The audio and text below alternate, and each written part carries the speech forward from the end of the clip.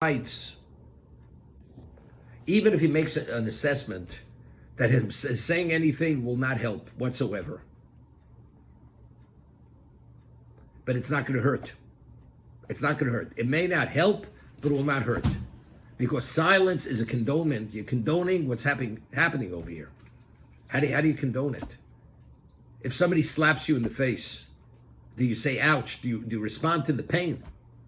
If you're pained by what's being done, even though factually, by saying something, it's not going to make them stop. But one thing you want them to understand, I'm not part of this. I don't approve of this. To me, this is something which is unacceptable. It's disgraceful. Now, sometimes, you're in a synagogue, people come and they speak, and they disturb. You want to speak, that's your business. Like I always say, a person comes to shul, and he speaks and disturbs other people. So people say, don't tell me how to do my Judaism. I'm not telling you. I said there are two things. There's what we call Yiddishkeit, and there's Menschlichkeit. Yiddishkeit is how you live as a Jew. The other was consideration for someone else. You don't want to pray, don't pray. I'm not telling you how you should do your Judaism, but how do you have a right to speak to disturb other people who want to pray? The synagogue is a location people come to pray. They're not come to socialize. You want to socialize, go to the Kiddush club and drink your scotch or whatever you have over there. But in the synagogue itself, in the sanctuary, people come, they want to pray. So how do you have a right to speak in a way, well, it takes me 15 seconds to finish the Amida. The others, it takes too long. So walk out and speak. How do you have a right to speak? So even though you have a right to tell the person to do something about his Judaism, but even from his vantage point, that why do you tell me what to do? I'm not telling you what you do, but don't disturb anyone else. Go out. And I have a right to say that. You're not a mensch, but I pride myself mensch, because I give this kind of charity. You give that charity, you have a right to step on me. Well, what does one thing have to do with another? You have a right to leave your trash in the synagogue because you give charity. Put your trash in the trash can. It doesn't belong here. Your behavior is not welcome here. That kind of behavior, regardless of what kind of charity you give. Two things, one thing has nothing to do with another.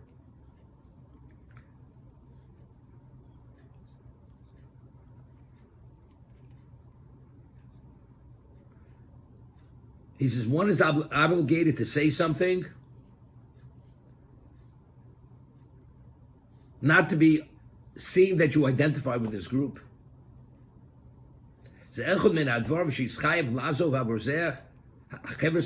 you have to leave. And if after you say something they're not willing to stop, you have to walk away. Because your behavior, your action speaks clearly that you don't approve or want to be associated with this group because of their behavior. Because you'll be punished for remaining there silent. Chafetz Chaim, in one location, one of his works, he writes, he explains it with an allegory. There was a group of people who are planning to revolt against the king. And they met at a certain location, and nobody understood that they all wore purple tunics. And the revolutionary group, which nobody understood what it represented, that's how they were identified among themselves.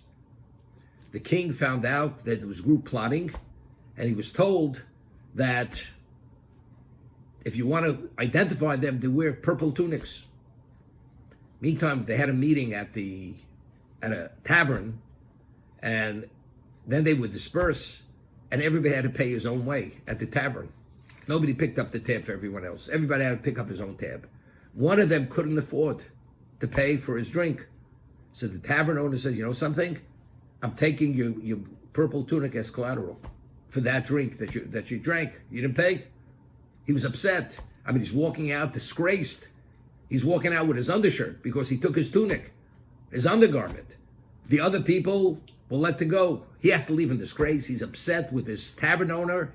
He publicly disgraced him. Now he has to walk down the street with his undergarment. All of a sudden, about 10 minutes later, the police arrest all those with the purple tunics. Him, because he had his tunic taken from him, he's not identified with this group. But if he would have been identified with the group, he would have been put to death as the rest of them. So what initially he was upset about, he thanked the tavern owner endlessly that because he couldn't afford to pay that drink, that's the reason why his life was spared. If you go and identify with people who have no regard and they do what they want, and even if you tell them and they go and they will reject you and deflect you and even mock you, and even if they're respectful to you and you stay there, I'll remain. And if you're remaining only to be there for social reasons, why do you want to stay there?